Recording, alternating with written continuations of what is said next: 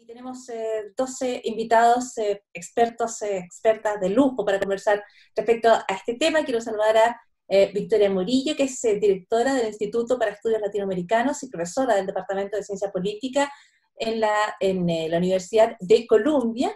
Y quiero saludar, por supuesto, también a Juan Pablo Luna, que es profesor del Instituto de Ciencia Política y Escuela de Gobierno de la Universidad Católica, y es investigador del Instituto Milenio, Fundamentos de los Datos. Así que la bienvenida a los dos para esta conversación organizada por el Columbia Global Center aquí en Santiago. Muchísimas gracias nuevamente a todos los que están con nosotros en esta conversación y a quienes podemos ver aquí en este Zoom. La bienvenida también para quienes se van sumando.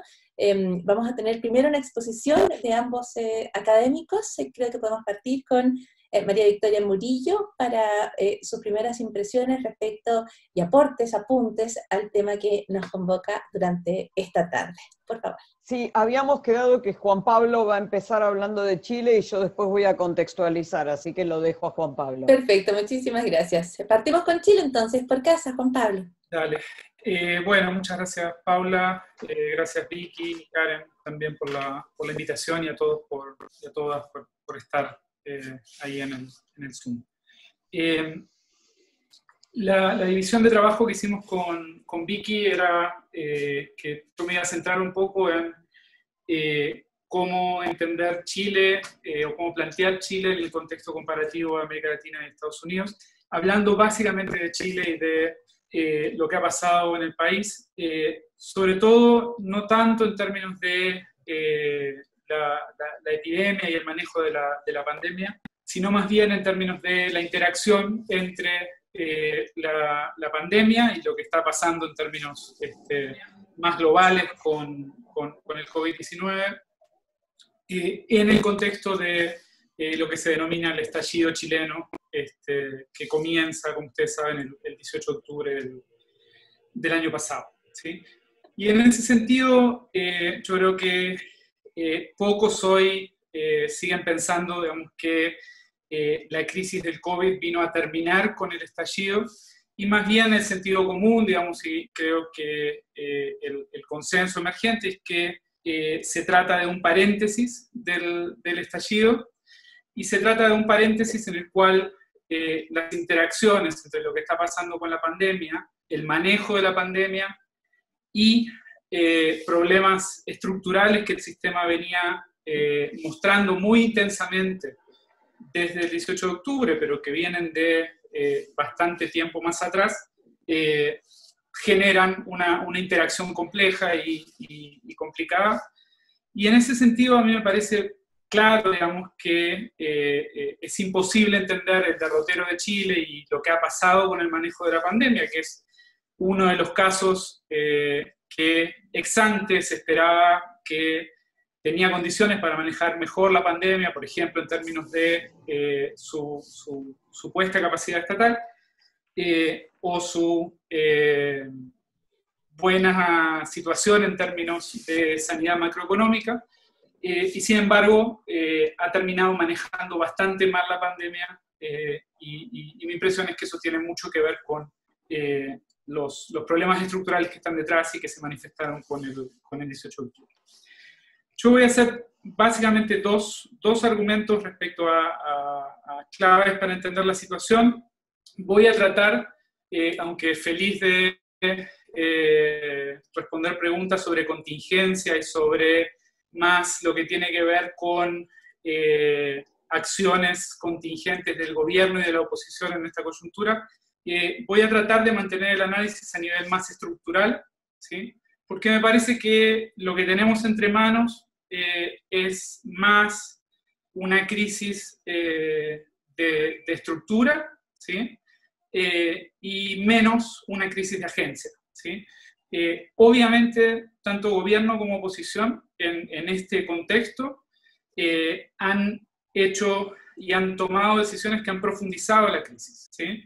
Y en eso hay una responsabilidad política de corto plazo bien importante, pero por otro lado me parece importante entender que lo que hay acá es un problema estructural de la sociedad chilena que irrumpe y que se manifiesta muy significativamente a partir de octubre.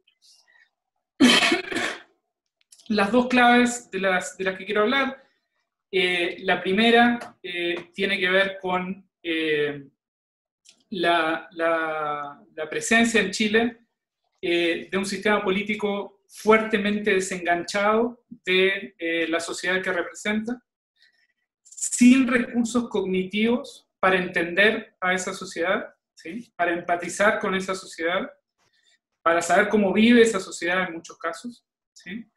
Y también con una legitimidad erosionada a partir de un ciclo largo de protestas, escándalos, intentos, digamos, de movilización política, nuevos escándalos, etcétera, que lo que hacen es, de alguna manera, minar y poner en entredicho a lo que, digamos, hoy todo el mundo denomina la élite, ¿sí? Que no solo está compuesta por el sistema político, sino que está compuesta por sus socios, por ejemplo, digamos, sus socios empresariales, por ejemplo, por sus socios en términos también comunicacionales. Algo que estábamos viendo hoy con un colega, con Sergio Toro, en función de datos de Facebook, ¿sí? De la aplicación de Facebook que permite ver en qué medida la gente hace shares y likes de noticias, ¿sí? Hay una discontinuidad brutal, de miles de shares y miles de likes a partir del 18 de octubre entre lo que la gente comparte de noticias de medios mainstream, por ejemplo La Tercera o El Mercurio, y lo que la gente comparte de medios alternativos, ¿sí? Y las noticias que comparte de medios alternativos, en general, son noticias que fuertemente impugnan a la élite, a carabineros, a los empresarios, ¿sí? Y son las que tienen miles y miles de shares y likes. No hay ninguna noticia en La Tercera, por ejemplo, que llegue a un cuarto de los shares y likes de algunas de esas noticias de sitios como Opal Chile, que están completamente por fuera del radar del análisis político, de las operaciones políticas que juega la élite, de la discusión que tenemos a nivel de los sectores socioeconómicos altos. Entonces, ese desenganche, ¿sí? Es una clave estructural, y es una clave estructural porque es muy difícil, una vez que uno pierde esos vasos comunicantes, volver a reconstituirlos y volverlos a reconstituir con legitimidad, ¿sí? En un plazo corto. En ese contexto y con esa estructura, y esto es lo único que voy a decir por ahora respecto a la gestión del COVID, el gobierno claramente vio en el COVID una oportunidad para enterrar el estallido social, ¿sí? Y eso, digamos, queda de manifiesto patentemente en la foto de Piñera en la Plaza Italia, vacía, con cuarentena, donde se baja y se saca una foto con los rayados de Plaza Italia por detrás.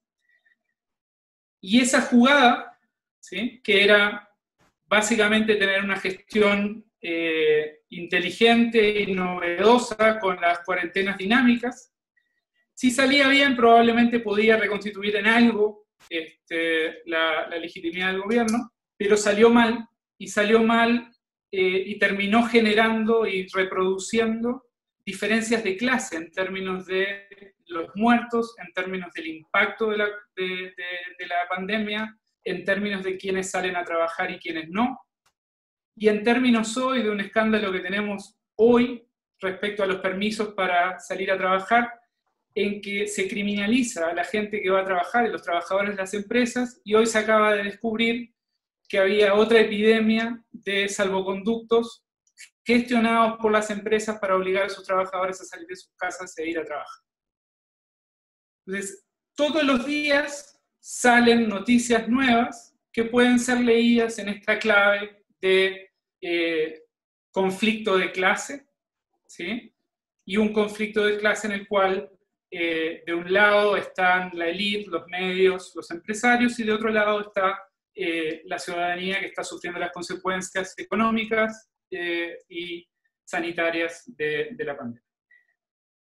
Esa es la primera clave estructural. La segunda tiene que ver con fuera del sistema político, y yo creo que esto es algo que todavía no se ve claramente en Chile, pero que tenemos que empezar a poner sobre la mesa.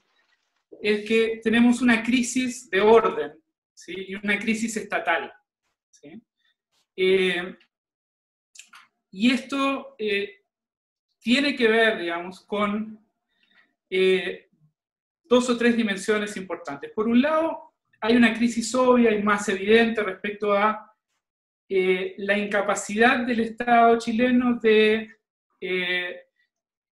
implementar rápidamente políticas públicas durante la pandemia y hacerlo con efectividad. Por ejemplo, cuando se decide ir por cajas de alimentos, como la primera forma, digamos, de tratar de atender la emergencia de hambre, ¿sí? El gobierno dice, bueno, vamos a focalizar estas cajas en función del registro social de hogares, ¿sí? Y vamos a llegar a los hogares más pobres, ¿sí? Con estas cajas. Muy rápidamente terminan admitiendo que la información que tenían en el registro social de hogares, uno de los instrumentos de política pública social más importantes del país, no les permitía focalizar la entrega de cajas. Y terminan repartiendo las cajas por barrio a partir de colaboración con los alcaldes que ayudan a repartir esas cajas más o menos al tanteo, ¿sí? Entonces hay, por un lado, digamos, una crisis, digamos, de un Estado que se suponía en el contexto latinoamericano fuerte y que se queda muy corto en ese sentido. En otro sentido funciona bien, por ejemplo, en términos de prever camas y armar, digamos, la infraestructura hospitalaria para la gente que termina siendo aguda en el contexto de la pandemia. Pero una segunda dimensión de la crisis del Estado tiene que ver con la crisis del Estado y de lo legal como horizonte normativo legítimo, ¿sí? Entonces tenemos una irrupción bastante marcada, no solo de lo informal, sino de lo ilegal, ¿sí? Y no solo como actividades periféricas, digamos, propias de toda sociedad moderna, sino también como horizontes normativos que empiezan a tener cierta legitimidad social, ¿sí? Yo estoy haciendo algo de investigación sobre crimen organizado a nivel territorial y relación con los sectores donde operan. Y el crimen organizado, en este contexto, no solo hace narcobeneficencia, sino que empieza a ofrecer empleos, ¿sí? Empieza a, dado que están las fronteras cerradas, y hay en estos 2 últimos meses hay un incremento de un 50%, si no me equivoco, de homicidios en Chile, ¿sí? Y esos homicidios tienen que ver con ajustes de cuenta y con disputas entre bandas. Esas disputas tienen que ver con que al estar cerradas las fronteras hay menos droga disponible entrando en el país, hay droga guardada en depósitos que están en control de estas bandas, y las bandas empiezan a disputarse el territorio y empiezan a robarse los depósitos.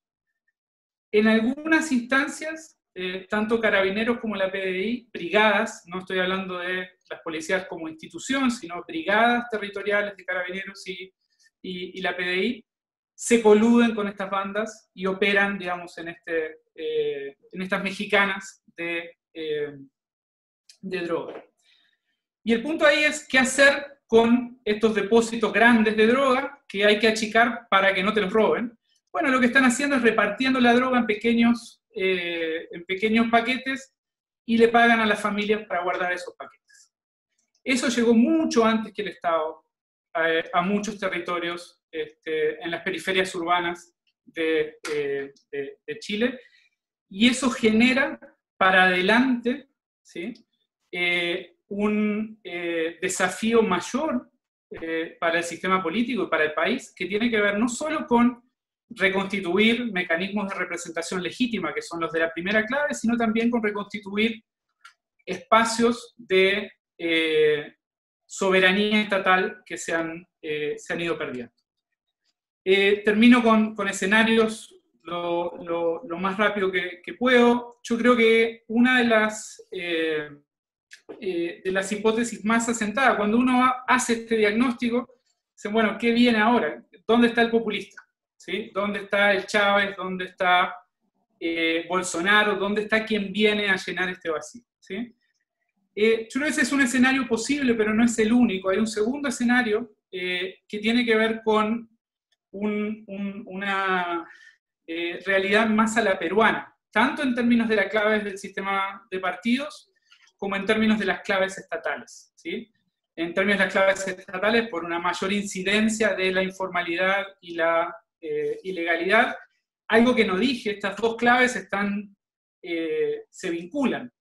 Buena parte de los sistemas políticos locales están forzados, aunque no quieran, a tener vínculos con las bandas de crimen organizado. Y estoy hablando de concejales, de juntas de vecinos, de algunos alcaldes, de pastores de iglesia. Entonces, no es que lo ilegal y lo legal estén escindidos, sino que se co-constituyen a nivel local. Entonces, el segundo escenario me parece que es un escenario más a la peruana. Si uno piensa hoy y mira las encuestas de popularidad, el candidato más viable hoy es Joaquín Lavín, ¿sí? Ex figura del pinochetismo, hoy alcalde de Las Condes, vinculado, digamos, a la derecha más tradicional. Y eso opera en el mismo contexto en el cual tenemos el estallido y esta demanda, digamos, por cambios en el modelo. Es bastante contradictorio, ¿no? Pero yo creo que esa contradicción se explica porque lo que tenemos es una fuerte fragmentación y una incapacidad completa del sistema por generar agregación, ¿sí? Y por agregar, tanto a nivel vertical como horizontal, la representación política y hacerlo en términos de con legitimidad. Entonces, uno puede pensar en un escenario en el cual se configuran coaliciones de domingo cada 4 años, gana alguien la elección, ¿sí?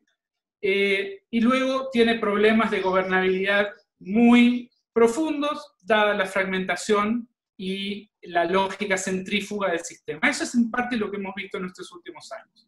Y uno puede pensar que se puede profundizar este tipo de lógica. Sobre esto, y termino con esto, Paula, tenemos los efectos por venir del COVID en términos de más hambre, más recesión del Estado, ¿sí? Y probablemente descontento, también probablemente menos incentivos para que la gente salga a protestar en un contexto de necesidad muy, muy profunda. Y tenemos una discusión constitucional en ciernes, donde yo creo que se proyecta mucho en términos de la capacidad de solucionar estos problemas estructurales en el contexto de la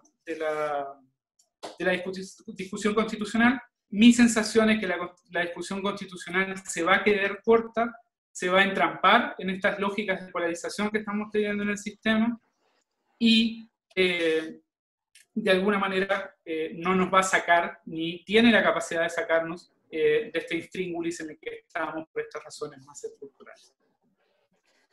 Gracias. Perfecto. Muchísimas gracias, Juan Pablo. Hay muchísimos temas bien preocupantes que planteas en esta breve exposición y vamos a volver sobre ellos en algunos minutos. También los invito a utilizar el chat para plantear las preguntas, las interrogantes que surjan a raíz de estas presentaciones. Estamos en este seminario Chile en perspectiva, descontento social, representación política y COVID-19. Quiero agradecer a Karen Poniatchik como impulsora de este encuentro, por supuesto. Quiero darle la bienvenida a todos quienes se han sumado y se continúan sumando a esta conversación. Escuchamos ahora a Vicky Murillo respecto al contexto en el cual se presenta la situación chilena tal como la describía y analizaba Juan Pablo Luna. Muchísimas gracias, Paula, muchísimas gracias, Karen, y a toda la gente que nos está escuchando. Yo voy a hablar un poco más de la protesta más en general y de la región, y al terminar quiero tocar un punto de los escenarios que planteó Juan Pablo.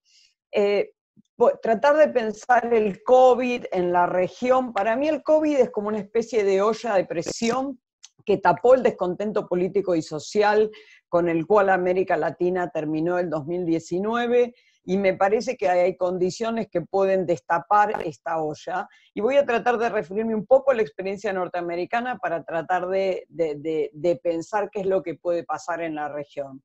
Recordemos que América Latina terminó el año pasado con un déficit de legitimidad muy grande en sus sistemas políticos, en conjunto a la desaceleración del crecimiento, la acumulación de escándalos por corrupción, que llevaron a una sucesión de crisis institucionales, cerró el Congreso en el Perú, intento de juicio político en Paraguay, golpe de Estado en Bolivia, una ola de protesta en varios países de la región, entre ellos Chile, y varios resultados electorales que dieron la victoria a la oposición, que es otra manera de demostrar el descontento de la población.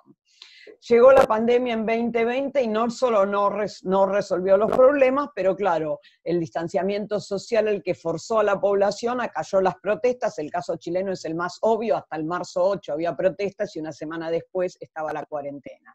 Las crisis institucionales, por supuesto, pasaron a segundo plano.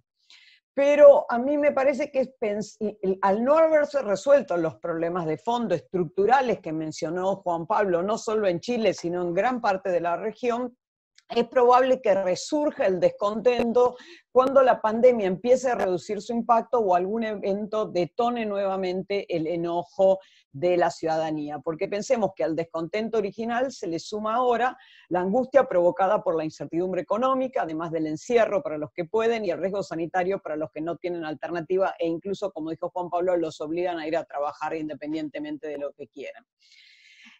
Yo creo que lo que ocurrió en Estados Unidos, donde llegó la pandemia y la protesta antes que en otros lugares, tal vez nos dé como un lente o una experiencia interesante para tratar de pensar lo que puede pasar en la región.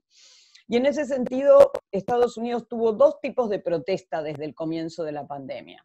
Primero, las protestas ante cuarentena, que reflejan una polarización alineada con Donald Trump y que empezaron en el mes de abril. Y segundo, unas protestas masivas contra el racismo y la brutalidad policial, que reflejan un descontento más generalizado con el gobierno y que buscan un cambio en política pública desde fines de mayo. Las protestas anticuarentena, como decía antes, estaban asociadas a los tweets del presidente Trump y tenían como patrón que ocurrieron en estados gobernados por los demócratas, es decir, que él mandaba de algún modo a sus seguidores a protestarle a gobernadores demócratas que establecían la cuarentena en la que él no creía. Es una polarización similar a la que lleva a que sus partidarios tomaran menores medidas preventivas, como lavarse las manos, usar alcohol en gel o usar barbijo, como demostración de identidad política. Las protestas masivas contra el racismo y la brutalidad policial fueron desatadas por el video de un policía de Minneapolis matando a George Floyd, un ciudadano afroamericano, el día 25 de mayo, en un momento en que al menos en las grandes ciudades la pandemia ya estaba en su curva descendente. El video muestra vívidamente cómo el policía lo ahoga con su rodilla en el cuello mientras está esposado en el piso por 8 minutos y 46 segundos hasta que fallece. Las protestas se empiezan en Minneapolis, la ciudad donde ocurrió esto, pero se extienden por todo el país, en función de un movimiento social que ya existía, el de Black Lives Matter, desde el año 2013, pero tomando una dimensión mucho mayor que la del movimiento, saliendo de las zonas urbanas a las zonas rurales que son predominantemente blancas, y un movimiento que es mucho más diverso que lo que han sido hasta este momento los movimientos contra la brutalidad policial contra los afroamericanos y la gente de color. El problema es claramente un problema estructural, como los que mencionaba Juan Pablo para el caso chileno. Se hizo más evidente porque la comunidad afrodescendiente fue más golpeada con el coronavirus, fue más expuesta por sus empleos, por las enfermedades preexistentes y el peor acceso a salud, un tema similar al chileno en cuanto a la clase social. Y también es la forma en la que el presidente Trump trató con la pandemia, de nuevo la similitud con Chile es importante acá, hizo que la gente estuviera muy descontenta. Recordemos que Estados Unidos lidera el mundo en número de casos y muertes. 3/5 de la población norteamericana cree que él lo hizo mal. O sea que esto ha hecho que no solamente la gente esté descontenta por la represión policial en términos raciales, sino también por el coronavirus. Y eso ha generado, aparte de que también la policía reprimió, como en Chile en el año pasado, aumentando el enojo de la ciudadanía, la ola de protestas más grandes que se ha vivido desde los 70. ¿Qué podemos aprender de esta experiencia para entender el descontento en América Latina? Primero, que el primer tipo de protestas, las protestas polarizadas, ya empezaron a ocurrir, eso ya está en la región. Y voy a hablar de 3 países donde las vemos. Primero Brasil casi al mismo tiempo que en Estados Unidos, comenzaron las protestas anticuarentena, asusadas por el presidente Bolsonaro, igual que en Estados Unidos fueron utilizadas contra gobernadores que buscaban imponer el distanciamiento social, e incluso que habían tenido que recurrir al Poder Judicial para hacerlo contra la oposición presidencial. Estas protestas se montan sobre su base electoral y al igual que en Estados Unidos, hacen caer, o sea, la protesta y su manejo del coronavirus hace caer su popularidad. De hecho, el presidente Bolsonaro se vuelve más a su base electoral más clara, igual que el presidente Trump. Las protestas polarizadas también alcanzaron a México. El presidente López Obrador, igual que Bolsonaro, aunque tal vez no tan dramáticamente, al principio negaba el riesgo de la pandemia, eso les llevó a perder popularidad y a cambiar su posición, estableció un proceso de distanciamiento social que de todos modos era voluntario, aunque algunos estados los gobernadores declararon cuarentenas obligatorias. También, igual que en Brasil, se negaba a dar información sobre el número de muertos.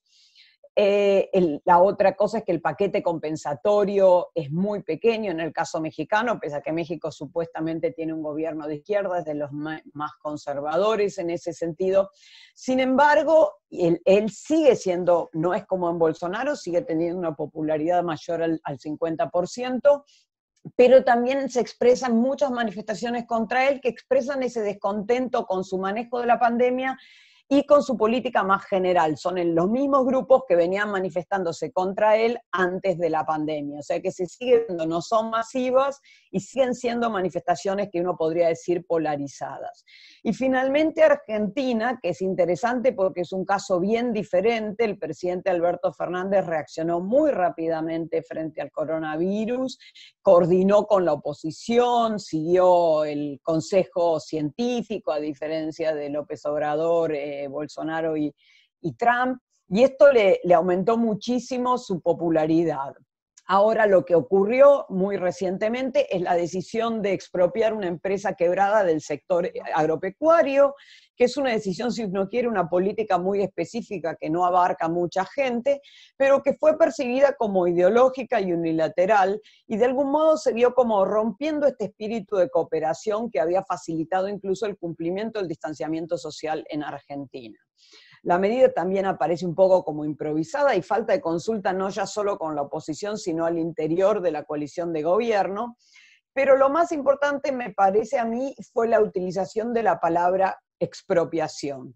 Esta palabra fue la que realmente movilizó a sectores que hasta ese momento no se habían movilizado, pero que desconfiaban mucho del gobierno peronista. La geografía de la protesta, si uno mira los mapas de estas protestas que ocurrieron hace pocos días, realmente está basada en lo que se llama el área núcleo, el área más fértil de la Argentina, o la Pampa Gringa, los centros urbanos y los barrios de clase media de la ciudad de Buenos Aires.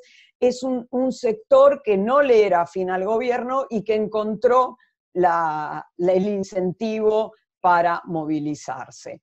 Todas estas protestas, si bien tienen distinto grado de adhesión, son unas protestas que yo veo todavía como dentro del mismo tipo de las primeras protestas norteamericanas polarizadas. Me parece que lo que podemos ver que puede llegar a ocurrir es que las protestas se vuelvan masivas en cuanto a comience a bajar el caso de muertos y de afectados por la enfermedad, y el malestar aumente más. Me parece que el caso de Ecuador tal vez se está moviendo en esa dirección, donde ya hay movilizaciones con mucho cuidado de distanciamiento social, pero contra el plan de ajuste de Moreno, que no han vuelto a los niveles de 2019, pero se mueven con la misma lógica. También el descontento en Bolivia ha forzado al gobierno de facto de Yanina Áñez a establecer una fecha para la realización de elecciones, aunque ella va tercera en las encuestas y por eso no quería aparentemente hacerlo. Pero todavía no hemos visto en ningún país protestas masivas, protestas que vuelvan al descontento como el que vivió Chile, por ejemplo, a fines del 2019. Sin embargo, el descontento está ahí. Las consecuencias económicas de la pandemia golpearon más duramente a aquellos que habían tomado las calles en el 2019 en casi todos los países en los que hubo protestas. Aquellos que votaron por un renacer económico. El descontento solamente se acentuó. Y acá a mí me parece que hay dos cosas para apuntar. Por un lado, del lado del gobierno yo coincido con Juan Pablo, la necesidad de que políticos tanto del gobierno como de la oposición consensuen en la búsqueda de soluciones institucionales y políticas públicas que les permitan prestar atención a estos sectores cuya vulnerabilidad se vio muy claramente con la pandemia. Pensar en políticas con planes sociales, los planes sociales no contributivos, incluso en los países en los que son generosos, solo llegan a los que son más pobres, y hay mucha gente que necesita salir a trabajar para poder comer. Entonces, sin políticas contracíclicas o un ingreso universal, sin vacunas ni cura, no se les puede pedir que se queden y pensar que van a poder hacerlo. Ahí me parece que hay un tema que requiere de repensar el papel del Estado y repensar el papel de las políticas sociales. Y el segundo, otro punto que tiene que ver con esto es a qué Estado hablamos, o sea, no solo la capacidad estatal, sino también la legitimidad estatal. Temas como la corrupción, la falta de colaboración entre élites, la falta de empatía de la que habló Juan Pablo con la población, son problemas de la dirigencia política que erosionan a la legitimidad. Y no se le puede pedir a la ciudadanía que confíe en las decisiones de un gobierno y que preste su disciplina social frente a la emergencia sanitaria si esa ciudadanía no cree que el Estado sea legítimo. Así que eso me parece un tema fundamental, no solo para Chile, sino para toda la región. Ahora, pensando en los escenarios, para terminar, que dijo Juan Pablo, yo creo que no es imposible un escenario del colapso del sistema de partidos, y coincido que estamos viendo un debilitamiento del sistema de partidos chileno, o desestructuración o erosión. Pero la diferencia con el caso peruano, creo yo, son las expectativas de la población. A mí me parece que la que mostraron las protestas del octubre chileno es que la población chilena tiene expectativas del Estado, protestaba porque esperaba cosas del Estado. Y lo interesante del caso peruano, incluso con el cierre del Congreso, es que la población peruana pareciera no tener expectativas de su Estado y por eso ni se moviliza. La razón por la cual hay menos protesta en Perú es porque el Estado nunca les ha dado nada y nada esperan de él. Así que ahí a mí me parece que es un escenario que yo lo veo algo diferente, y tal vez terminaría con esta pregunta como para hacer un ping-pong a Juan Pablo. Gracias. Muchísimas gracias, María Victoria Murillo. Creo que el concepto del Estado es uno de los que está más en juego, más en debate. Lo veo también en las preguntas que están planteando ustedes a través del chat, ¿no? Preguntas como ¿qué pasó con la capacidad estatal chilena, o de qué manera se puede recomendar esta capacidad del Estado, que también son puntos que están allí planteados en el chat. Me gustaría partir por el tema de Perú.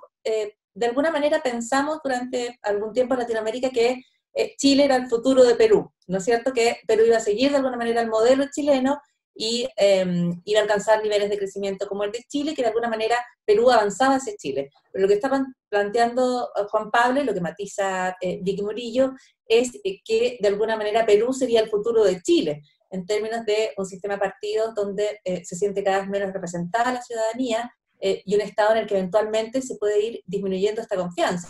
En Chile todavía, si entiendo bien el argumento de Vicky Murillo, hay una confianza en el Estado que se expresa en esa demanda que se hace a través de las calles. Juan Pablo, ¿cómo se recupera ese Estado? ¿Hay alguna posibilidad de que, como pregunta aquí Máximo Pacheco, por ejemplo, de reconstruir una legitimidad a partir de los liderazgos más locales, el de alcaldes y alcaldesas, por ejemplo, que hemos visto en estos días? Dale, gracias Paula. Sí, para mí el escenario peruano obviamente, digamos, tiene también matices, ¿sí? Y hay un trabajo de Gilel Seufert que muestra justamente que una de las razones por las cuales se reproduce la fortaleza del Estado en Chile en términos históricos y se debilita en el caso de Perú, y lo muestra con lo que pasa cuando hay un terremoto, es que los chilenos salen rápidamente a demandar soluciones al Estado y los peruanos se autoproveen. Entonces no hay una demanda por mayor estatalidad. Y ese es un punto, digamos, importante, y también la capacidad del Estado chileno en muchas áreas es mayor que la que tiene hoy el Estado peruano. Pero también esa mayor demanda del Estado que tenemos en Chile y la promesa del proceso de modernización de los últimos 40 años que hizo Chile fue justamente que el Estado iba a llegar, ¿no? Entonces, y que, digamos, los bienes provistos por el Estado, como por ejemplo, digamos, la expansión de la educación universitaria, iba a generar retornos educativos asimilables a los que generaban las universidades de élite para los sectores que estaban siendo incorporados en este proceso. Y esa demanda, que en parte ha sido, digamos, complacida, digamos, ¿sí? Y ha sido lograda, genera un gap, y genera un gap de expectativas. Entonces, tenés una sociedad civil que espera más del Estado, ¿sí? En un contexto en que el Estado se te quedó corto y esto te explotó en la cara, ¿no? Entonces, yo creo que la dinámica temporal en términos de cómo se configuran expectativas en este tipo de procesos es importante, más allá de esa diferencia estructural que, coincido con Vicky, está ahí en el caso de Perú. Y algo que está en una de las preguntas también sobre Estado, y aprovecho, digamos, a mecharla acá, digamos, como para ser un poco más claro respecto a lo que estamos hablando. O sea, hay una pregunta que estaba por ahí, que era si la supuesta capacidad del Estado no funcionó en la contención de los sectores populares, entonces, ¿cuál es la penetración y la presencia del Estado en Chile? Nosotros tenemos, esto es como Mafalda cuando decía que el campo era una cosa verde que queda lejos, ¿sí? La élite chilena no conoce los sectores populares, los tiene muy lejos, ¿sí? Y por tanto tiene esta idea de que el Estado no está en los sectores donde están las bandas de crimen organizado. Y el Estado está metido ahí, sus agentes están metidos ahí. El tema es que el Estado funciona, y los agentes estatales funcionan con otras lógicas, ¿sí? Entonces, no es tanto que no tenés Estado a nivel territorial, sino que el Estado funciona de formas diferentes porque ha sido penetrado, cooptado, infiltrado, ¿sí? Por lógicas locales que se desvían del sistema institucional que tú pensás que tenés desde Provicura, como se le denomina acá. Entonces, pero por otro lado, en términos de la contención, la pregunta decía por qué el Estado fue tan ineficiente en contener a los sectores populares, ¿sí? El Estado siempre es una sábana corta. Si tú no tenés suficiente legitimidad, y si la política pública no es legítima, y la política, el sistema político no es legítimo, el Estado siempre se te queda corto, y el aparato represivo siempre se te queda corto. Y eso es lo que este gobierno, entrando, digamos, a la política más contingente, no ha logrado entender. Que ante cada desafío, lo que hace es subir el espiral de represión, ¿sí? Pensando que con eso va a recuperar autoridad legítima. eventualmente recuperará poder, pero no va a recuperar autoridad legítima. Y más bien lo que va a generar es un efecto rebote, ¿sí? Y lo último, digamos, si ustedes, aprovechando que está Vicky acá, el año pasado tuvimos protestas casi al mismo tiempo en Ecuador, tuvimos protestas en Colombia y tuvimos protestas en Chile. En Ecuador las protestas fueron sumamente violentas, fueron casi al mismo tiempo, pero en 2-3 semanas el presidente, también con problemas serios de legitimidad, logró sentar en la mesa a representantes de las organizaciones populares y bajó la intensidad de las protestas y negoció. ¿Por qué no pasa eso en Chile? Básicamente porque tenemos movimiento sin ningún tipo de articulación hacia arriba. Entonces no se puede negociar. En el caso de los saqueos en Argentina en 2001, 2002, esos saqueos, en la medida que tienen conexión con las lógicas políticas más nacionales, una vez que los actores nacionales se acuerdan, receden. En el caso de Chile eso no pasa, y no pasa porque no están esas conexiones que las perdiste hace mucho tiempo, y esto es la pregunta de Paula, y una vez que las perdiste, esto es como, yo siempre uso el mismo ejemplo, es como cuando uno aprieta la pasta de dientes para sacar la pasta de dientes, la pasta sale, y una vez que salió, es como que uno tratara de apretar del otro lado para tratar de volver a meterla en el pote. Estos procesos sociales tienen causación asimétrica. Una vez que estos procesos van para un lado, no significa que yo haciendo rápidamente lo contrario que hice para sacar la pasta del pomo, la pasta vuelva a entrar al pomo. Voy a dejar un enchastre, ¿sí? Y esa es básicamente la lógica que uno ve en los actores políticos que hoy están jugando en el sistema institucional. Solo un apunte para la traducción antes del comentario de Vicky. Provicura, para los que nos están siguiendo, no necesariamente desde Chile, es una relación a dos comunas de altos ingresos, Providencia y Vitacura, ¿no?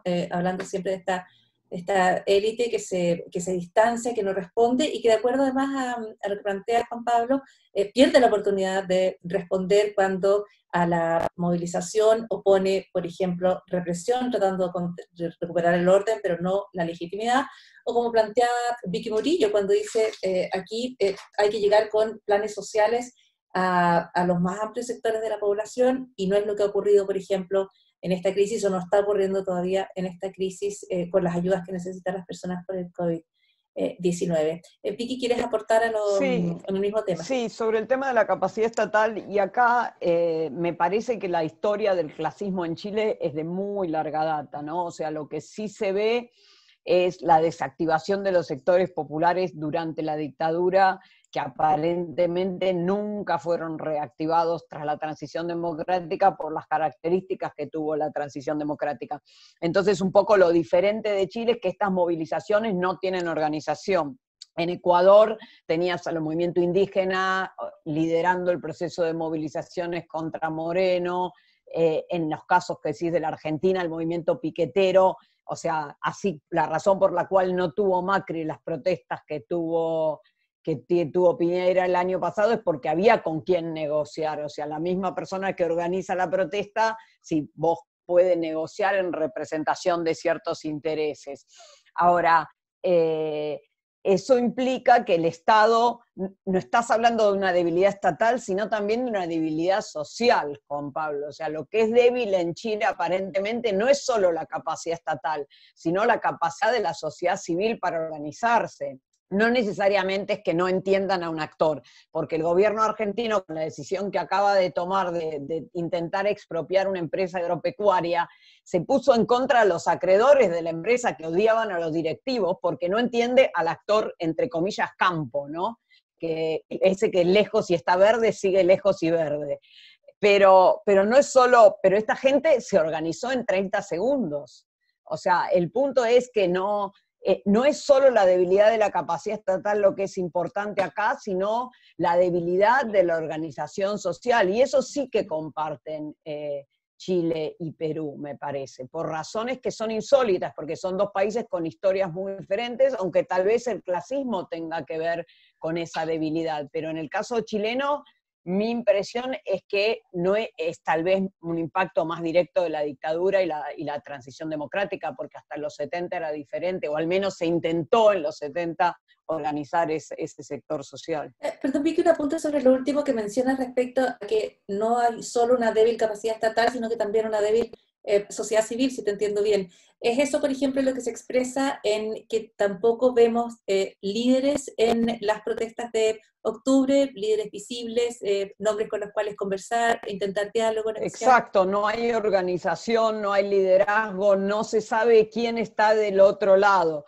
Si uno piensa el proceso en Ecuador, había con quién sentarse a la mesa. Si uno piensa con las protestas en Argentina, que hay a diario, se sabe con quién sentarse a la mesa, sean los movimientos piqueteros que representan a los trabajadores desempleados o sean los que representan a los productores agrarios, pero hay siempre alguna organización, por más que la organización no represente totalmente, obviamente que se le desbordan, que existen los autoconvocados, que existe gente que no representa el liderazgo, pero hay alguien que está ahí. Entonces la labor del Estado en cierto sentido es casi como de cooptar, como de sentarse a la mesa con alguien que represente a la protesta. En el caso chileno, el divorcio es enorme porque las élites no tienen ni con quién sentarse a conversar. Es interesante porque lo estás planteando una debilidad de la sociedad civil, y no necesariamente como un rasgo positivo como el que se ha visto en algunos análisis, ¿no? Respecto a que es un movimiento tan horizontal donde nadie lidera, pero tú estás planteando eso como un déficit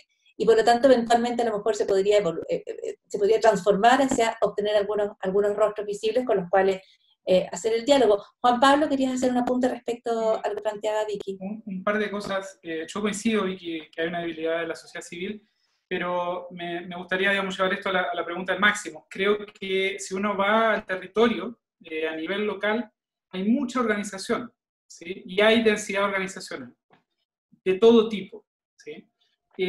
Y mi impresión, y la pregunta del Máximo era por qué los alcaldes, y si los alcaldes pueden eventualmente constituirse en actores, digamos, que recompongan el sistema desde una lógica más desde lo local, ¿sí? En el contexto del estallido, los que hacen la representación de esos territorios y eventualmente de esos actores, en una lógica súper transversal, digamos, donde no importa de qué partido es el alcalde, digamos, está representando, digamos, intereses comunales, hace llegar a la moneda voces, digamos, que su propio partido no escucha, ¿sí?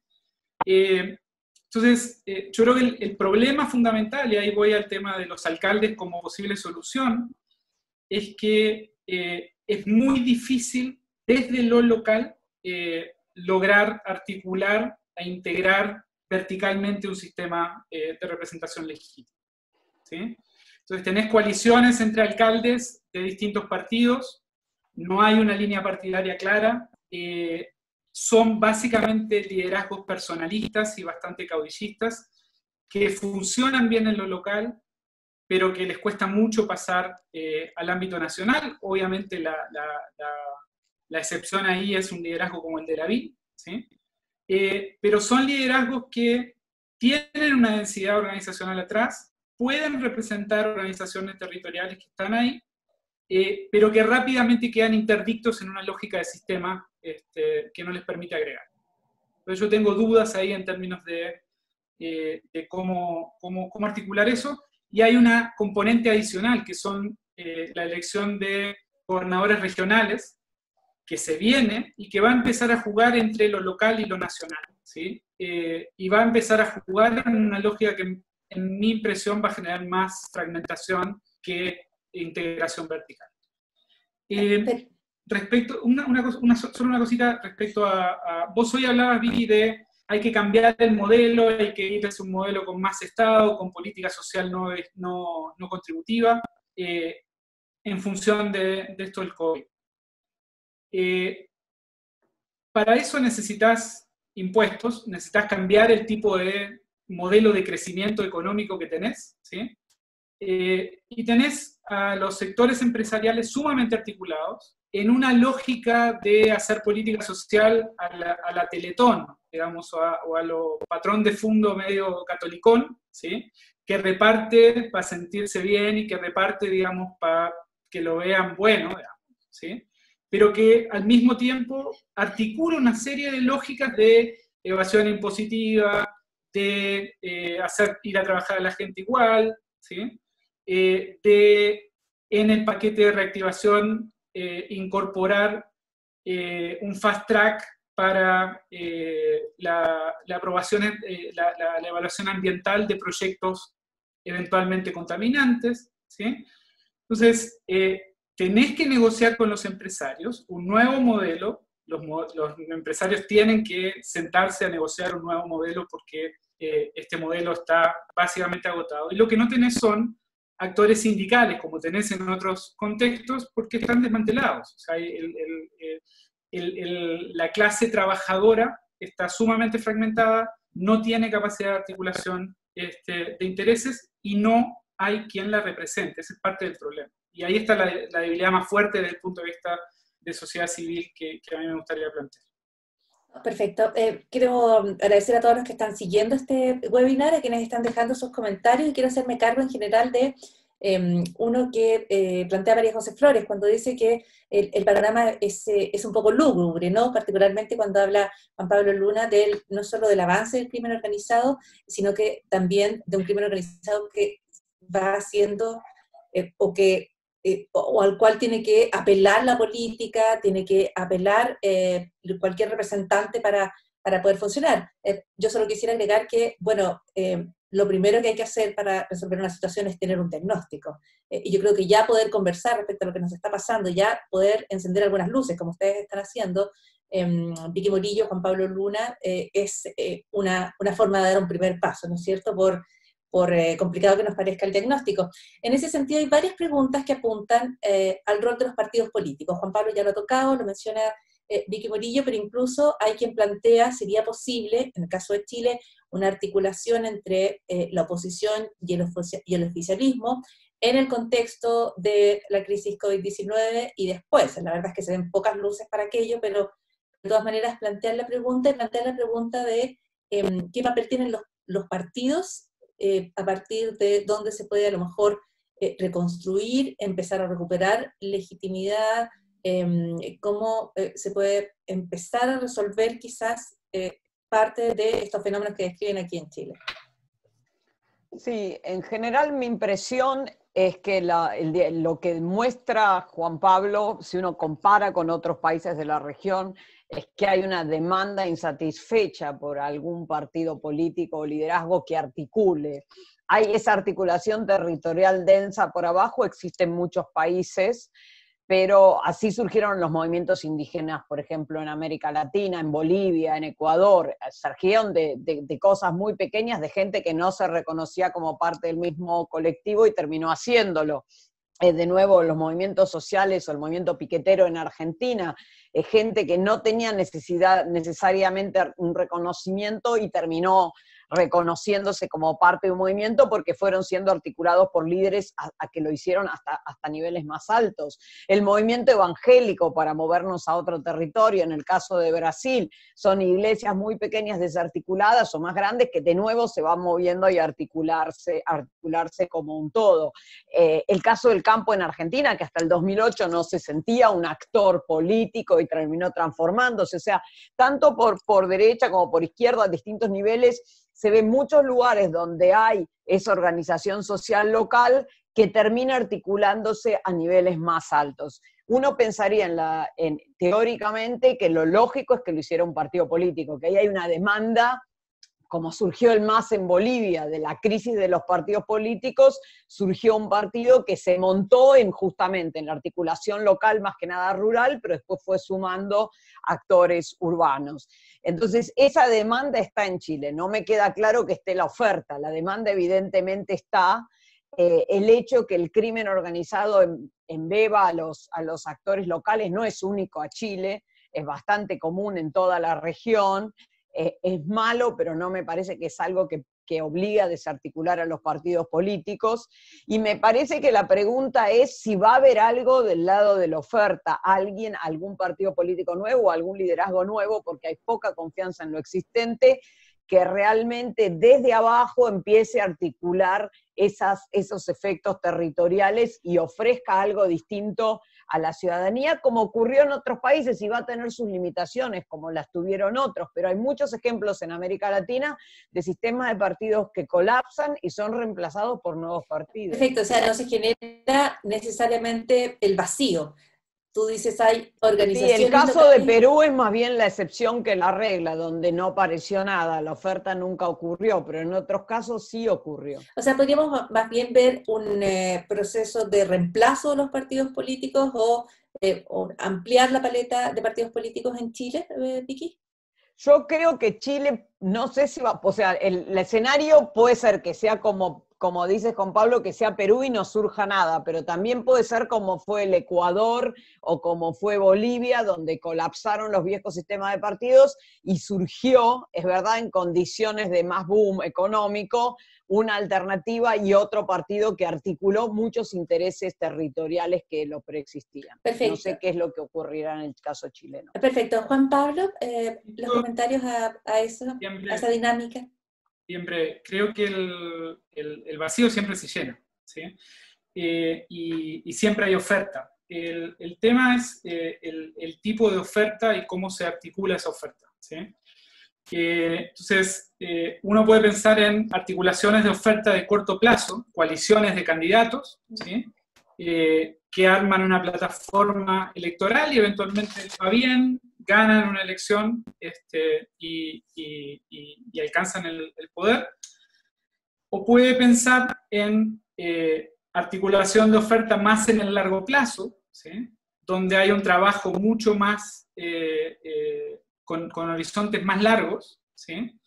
Que probablemente no dé frutos en el mediano y en el corto plazo, pero que te va a generar un aparato institucional y organizacional que cuando llegues al gobierno te va a permitir gobernar mejor. El dilema que tenemos en sistemas tan abiertos como el chileno en este contexto, o sea, hay más de 30 partidos en inscripción hoy, ¿sí? Es que obviamente el corto plazo domina sobre el largo y cada cual que te vea una oportunidad de hacer una irrupción rápida la va a tomar, ¿sí? Y esa posibilidad de hacer una irrupción rápida, ¿sí? Muchas veces está condicionada por no articular con otros, por ser básicamente un candidato que venga de afuera, que venga limpio, que no haga alianzas con nadie, que tenga ningún tipo de mácula preexistente, ¿sí? Y en ese sentido, vos podés tener articulaciones de oferta a corto plazo que te llenen el vacío, que te generen gobiernos, pero que sigan con problemas de gobernabilidad y de legitimidad, y es natural del proceso, del tipo de proceso del que estamos hablando en el caso de Chile. Yo coincido con Vicky en ese sentido. Perfecto. Entiendo que cuando hablamos de personas sin mácula, estamos hablando de esa especie como de mácula que hoy se entiende la participación o la militancia, ¿no? Tendemos a pensar sin mácula en cualquiera que no tenga una historia política independiente de su trayectoria. Bolsonaro, por ejemplo, que se entiende es limpio de una historia política, que no era el caso, pero que se presenta así. Sí, yo creo que cada uno de nosotros tiene cadáveres en el closet y es muy difícil, digamos, en un contexto como este, digamos, donde hay, digamos, muchas veces se compite desde la superioridad moral y desde la completa, digamos, llegada desde fuera, ¿sí? Es muy difícil articular coaliciones amplias. Piensen lo que pasó en el partido que inscribió James Hamilton. Inscribieron un partido, ¿sí? Para la constituyente, esto se los cuento a los que no son de acá, y a los 2 o 3 días el partido se disolvió porque descubrieron que una de las personas que había fundado el partido tenía no sé qué pasado problemático, ¿sí? Entonces, se armó toda una plataforma para armar un partido, una coalición de independientes para la constituyente, gran movida mediática, el partido duró 2 días inscrito, ¿sí? Y los fundadores renunciaron. ese es el tipo de fenómeno, digamos, que me parece es probable que suceda en contextos de polarización y de como, digamos, contexto moralizante en el cual estamos todos operando en esta situación. Contexto moralizante es un buen concepto y retrata bien varias de las cosas que estamos viendo, ¿no es cierto? Buscando ángeles prácticamente para participar en las discusiones públicas y políticas, y sabemos que los ángeles no están entre nosotros, respeto a las creencias de cada uno, pero no están aquí. Yo sé que estamos hablando de una conversación respecto a las estructuras, a las instituciones, pero claramente las personas, los tipos de liderazgo importan. Me gustaría preguntar a Vicky Murillo, en el contexto latinoamericano, ¿cómo describiría el tipo de rol que ejerce la figura de Sebastián Piñera como presidente de Chile? ¿De qué manera lo que está ocurriendo tiene que ver no solo con los grandes procesos históricos, políticos, sino también con las personas, ¿no?, que ejercen cargos tan importantes como en Chile la presidencia de la República, con el enorme poder que le damos al Ejecutivo en nuestro sistema? Sí, a ver, Piñera es un presidente no tan atípico en el contexto latinoamericano, o sea, es un presidente de un partido, de una coalición conservadora, tradicional, o sea, no tan diferente si uno quiere pensar de Iván Duque o de otros políticos similares, como en el caso uruguayo ahora. Él, en ese sentido, no necesariamente debiera estar en la situación en la que está, digamos, tanto Duque como la calle Pou están en una situación mucho mejor, por ejemplo, en términos de popularidad. Si bien Duque estaba bastante mal, mejoró un poco con el coronavirus y no sé qué pasará después. Me parece a mí que la crisis chilena es, como dijo Juan Pablo, una crisis estructural. Yo no se la asignaría a Piñera, o sea, puede ser que Piñera la haya manejado mal, es probable, muy probablemente la manejó mal, desde la foto que menciona Juan Pablo, hasta cómo reaccionó al octubre chileno, hasta su comentario anterior de que Chile era un oasis justo antes de que estalle todo. Él no lo hizo bien, pero me parece que la crisis hubiera ocurrido aunque él no hubiera sido él como individuo, la persona que estaba, porque las características que tiene el sistema político chileno en términos comparados son más bien estructurales. La élite chilena está más bien separada de la población en sus ideas, salvo los alcaldes, como dijo Juan Pablo, que están con más atención a que los voten, ¿no? Pero yo me acuerdo habiendo estudiado Chile en los 90, me llamaba la atención cuando miraba los procesos de privatización, si uno miraba las encuestas de Leeds, era unívoco el apoyo a los procesos de privatización, y si uno miraba las encuestas de opinión pública general, la mitad de la gente quería que fueran privados los servicios de electricidad y la mitad que fueran públicos. O sea, siempre en el caso chileno, desde la transición a la democracia, sabíamos que había una especie de divorcio entre la opinión pública y las élites. Y de algún modo las élites chilenas, o el sistema político, los partidos de gobierno y oposición que les han tocado, lo veían como algo bueno, como algo de que no se dejaban llevar por las veleidades de la opinión pública. Y el contraste más claro, yo me acuerdo en todas mis entrevistas, era la Argentina, donde los políticos gobiernan con la encuesta en la mano. ¿No? Y eso, lo de derecha, lo de izquierda, pero se mueven desde su ideología, pero con la encuesta en la mano, viendo hasta dónde pueden llegar. Y eso me acuerdo que en todas las entrevistas en Chile se veía como no, o sea, gente que no tiene responsabilidad. Pero bueno, en ese sentido es que no me parece que se le pueda asignar la culpa de la crisis a Piñera, es un problema más estructural. Yo coincido en esto con lo que dijo Juan Pablo al comienzo. Perfecto, muchísimas gracias. Juan Pablo, no sé si quieres aportar sobre esa pregunta o movernos al tema de un proceso constituyente, porque tú dices, adelantas que se va a quedar corto, que si te entendí bien, de que no hay manera de que ese proceso se haga cargo de estas otras tensiones que tú has descrito en el sistema político chileno. Solo un punto. Yo creo que la crisis de Chile es una crisis estructural y estoy convencido de eso, pero también creo que hay una responsabilidad política de este gobierno de haberla profundizado y de haber perdido la oportunidad de eventualmente intentar digamos, cortocircuitar la crisis y encaminarla hacia un lugar positivo, ¿no? Entonces, yo creo que Piñera se dejó convencer muy rápidamente de que le estaban dando un golpe y que esto era contra él. Su narcisismo opera en ese sentido.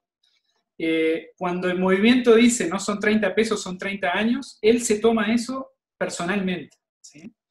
Y reacciona y sobrereacciona desde una lógica personal, en lugar de ir a su propia campaña electoral, donde habló de la década de los 90, habló del presidente Elwin, habló de la democracia de los consensos y habló de gobernar para un nuevo modelo y un nuevo pacto social en Chile, ¿no? Entonces, es una crisis estructural, pero la responsabilidad política de profundizarla y catalizarla claramente está en este gobierno. Yo no dejaría eso sin decir. Respecto a lo constitucional, yo prefiero que Vicky, digamos, lo explore si quiere en perspectiva comparada. Mi sensación, digamos, es que la reforma constitucional requiere en paralelo, ¿sí?, una discusión de un pacto social para recomponer crecimiento, desarrollo social, relaciones laborales, equidad en la sociedad, que no pasa necesariamente por resortes solamente o meramente constitucionales. Perfecto. Y me parece que no tenemos tiempo de esperar a la reforma constitucional para empezar a procesar ese pacto. El problema es nuevamente que no tenemos actores sociales demasiado articulados y que los que están articulados son los winners. Quiero aprovechar de entrar ya en los minutos finales de este webinar, porque tenemos las 6:45 como nuestro cierre impostergable para una conversación que admitiría y que requeriría muchísimo más tiempo. Así que, Vicky Murillo, con este comentario podríamos ir cerrando este webinar. Sí, como dijo Juan Pablo, o sea, no son 30 pesos, son 30 años, es qué hacemos para cambiar todo.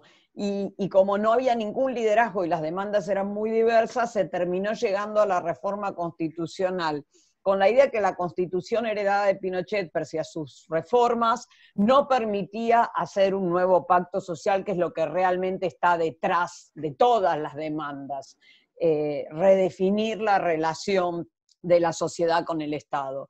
Ahora, lo que es complicado es que no siempre la reforma constitucional alcanza. O sea, puede ser que esta constitución ponga vallas a lograr un nuevo pacto social, pero un nuevo pacto social requiere de actores que lo puedan negociar, que puedan agregar las demandas y definir las nuevas políticas sociales. Como decíamos antes, esto no se ve que esté presente. La reforma constitucional colombiana de 1991 es un buen ejemplo. También viene de un momento de crisis, de una crisis política, de una crisis de representación, donde había actores a los cuales no se los dejaba participar. Surge de un movimiento de abajo, no es pensada por las élites, sino que les es impuesta a las élites. Genera muchísima expectativa. La Constitución colombiana de 1991 es una de las más avanzadas de América Latina en términos de generación de derechos y ha provocado muchísimos cambios realmente en Colombia en términos de derechos, pero no ha logrado resolver los problemas colombianos, y de hecho los colombianos estaban protestando a fines del 2019, igual que el resto de los países andinos, tal vez no de manera tan dramática como en Chile, pero estaban con las mismas demandas económicas en las calles. O sea que la Constitución no les resolvió ese problema, no les resolvió la gran desigualdad, no solamente económica, sino también social, de respeto. O sea, Colombia es un país muy parecido a Chile en ese sentido, ¿no? De un clasismo muy grande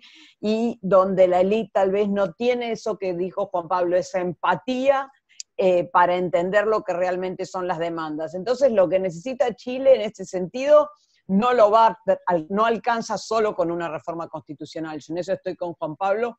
El tipo de nuevo pacto social que necesita requiere representación y agregación de demandas sociales por algún tipo de actor político que pueda articular lo que vimos que estaba en las calles, que el 10% de la población se movilizó el año pasado. Muchísimas gracias, María Victoria Murillo. Juan Pablo Luna, vamos a cerrar acá. ¿Algún comentario al cierre de esta conversación? Muchísimas gracias por la organización y por la audiencia. Un placer la conversa. Por supuesto, muchísimas gracias, Juan Pablo. Muchísimas gracias, Victoria Murillo. Victoria Murillo es directora del Instituto de Estudios Latinoamericanos de la Universidad de Columbia. Juan Pablo Luna es profesor del Instituto de Ciencia Política de la Escuela de Gobierno de la Universidad Católica, investigador del Instituto Milenio, Fundamentos de los Datos. Muchísimas gracias a todos y a todas por haber estado acá con nosotros, por haber iluminado una conversación con preguntas interesantísimas en el chat. No podemos incorporarlas todas, pero sí les podemos decir que todo este webinar va a estar disponible en globalcenters.columbia.edu/Santiago. Esa es la dirección. Nuevamente las gracias a el Columbia Global Center por la realización, a Karen Poniatchik desde su dirección por convocar a este webinar, y nos encontramos en futuros encuentros.